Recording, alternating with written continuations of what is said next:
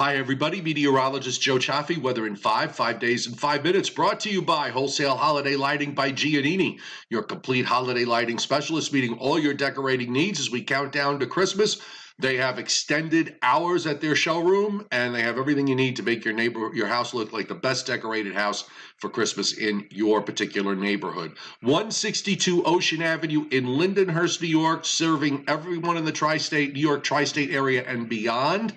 And the telephone number is 631-957-5106. The website, liholidaylighting.com. Omni True Value Hardware at 1226 North Wellwood Avenue in West Babylon, New York. Tons of rock salt at the lowest prices anywhere you can find, also in the New York tri-state area and beyond. They're at 1226 North Wellwood Avenue in West Babylon, 631-756-1125. OmniTrueValue.com is the website. All right, let's roll on to what should be actually a pretty decent day here of sunshine. We have a ways to go before the clouds and the showers that are to the west move on in, and temperatures have nowhere to go but up. We didn't really drop off much during the overnight hours, so we're going to see highs, I think, in a range from middle 60s to near or even lower 70s. For example, if you're in Northeast Virginia, Maryland, southernmost Pennsylvania, southern New Jersey, you certainly could reach 70 or better there. If you're further north, it'll be more like mid to upper 60s. The coolest spots will probably be north of New York City in the Hudson Valley, northeastern Pennsylvania into southern New England, where most highs will be in the mid 60s. But we should have a fair amount of sunshine into this afternoon before we get into the clouds with the next cold front. And also, we've got some showers on the radar. They're still pretty far to the west in western New York, western PA, into Ohio, down into Kentucky, and back over into western Tennessee. There are some heavier downpours in this, so we're not really seeing any thunderstorms yet. But the Storm Prediction Center, I believe, does not have any kind of risk indicated for today. I've gotten to the habit, though, to just make sure I check. And indeed, while they do have some general thunderstorm risk, no severe thunderstorms are forecast anywhere across the United States, and nor will there be any severe weather risk for Friday and for Saturday. So we're going to bring this cold front through here, and it's probably going to produce rainfall amounts under a quarter of an inch, and in many cases, probably under a tenth of an inch. Over the next 7 days, we have another cold front that's going to be coming on Sunday night, Monday, and a very slow-moving ocean storm that's going to be part of this equation. And the rainfall amounts from WPC, a half inch to 3/4 of an inch as you get into New England, and then you go up into northern New England, where they're probably going to see a lot of rain, particularly in eastern Maine, several to many inches being forecast. Also seeing some rain, and a lot of this is front-end loaded with what's going on in western Pennsylvania, eastern Ohio, down into Kentucky and Tennessee on the order of about half to 3/4 of an inch. Dry in the plains, dry in the southwest, and then some action, what seems like never-ending action in the Pacific Northwest. So here's what the surface map looks like. We've got what I usually refer to as a hairpin warm front. We call it that because if you look like it wedges down the Appalachian Mountains, and it sort of looks like a hairpin. Well, this is all going to push northward today as the cold front to the west pushes eastward, and behind it is a shot of colder air, not particularly cold, but cold enough. It's certainly colder than it's going to take us into another stretch of below normal temperatures for later Friday and for Saturday. That front is moving eastward, and that is going to be producing the showers for tonight. So nothing happens on the day side today. I want to just show you where the overall pattern is going forward, because we do have a block that is developing in the North Atlantic, and that's really going to impact our weather for next week. If you take a look right now and going into this weekend, everything's moving along from west to east. Now here's the next and rather deep trough that's dropping into the Great Lakes Sunday night and Monday. But take a look at what's happening over in the upper middle of this graphic. You see the southern part of Greenland, and all of a sudden it goes from, you start to see this brown and red and blue show up here. That is a developing upper high, what we would refer to as a blocking ridge. The upper high is actually south of Greenland. And what that's going to do is slow down this approaching upper trough for next week, make it slow down to a crawl. We'll have a cold front go by, then a coastal storm that will develop offshore.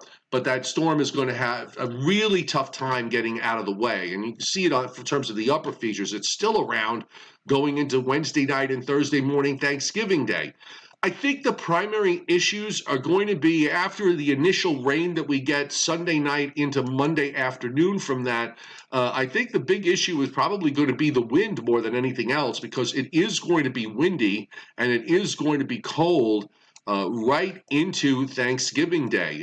I'll run it through on the surface maps, and this way at least you get an idea if you've got to make travel plans and you want to sort of go around all this. So here's our front for tonight. Tomorrow, a breezy day, a cold day, temperatures only in the 40s. High pressure builds in for Saturday. Sunshine, another day with temperatures just in the 40s. We'll warm up into the 50s on Sunday. Here comes the cold front. We'll get rain Sunday night into Monday afternoon until the front pushes offshore. And you can see it gets hung up because the upper trough is slowing down, and another low forms on that frontal boundary out in the ocean. It starts to throw back moisture to the southwest, and this is why you see the GFS actually generating what looks like that is snow that it is generating. Not really a lot of precip here, by the way, and temperatures are going to be marginal. So I'm not putting this up to give you the idea that you're going to have some snow issues, because I really think that this model's way overdoing it. Most of the precip with this is going to be to the east. There might be some backside stuff, but that oftentimes when it happens comes in bands. It is really, really light. And there we are still into Tuesday night, Wednesday. Some wet snow, and it's going to be elevation driven up in New England. And then you roll it in even into Wednesday night. You still have a little band of precip moving back southwest. The gradient staying tight all through the middle part of the week, and even into Thanksgiving morning, it'll still be a bit on the breezy side. My overall feeling on this is that other than what we get in terms of the rain from Sunday night into Monday afternoon, any precip we get after that will probably be very light and really not of any serious consequence. And from that standpoint, the worst of this is going to be the rain that falls up into New England. It's a bit of an upside down situation here, because it's actually going to be warmer as you go northeast and colder as you go west and south. So if you're traveling down south, for example, up and down the eastern seaboard, this cold front's going to make it all the way down to South Florida. So you're going to see cold air really make a run here all the way down through the southeastern states and down into Florida for Tuesday and Wednesday of next week. And then high pressure will settle in along the coast as we move into Thursday. I mean, here it is, Thanksgiving Day, and we still have this storm that's sitting out south of Nova Scotia. So it tells you exactly what blocks do. They slow things down to a crawl, and depending on where you are determines what kind of weather you're going to have.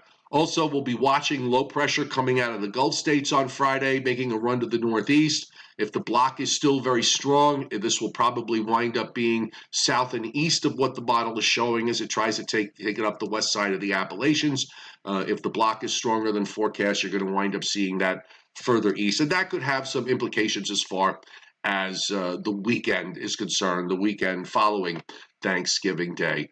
Weather in 5 is brought to you by Wholesale Holiday Lighting by Giannini, your complete holiday lighting specialist, meeting all your decorating needs at 162 Ocean Avenue in Lindenhurst, New York.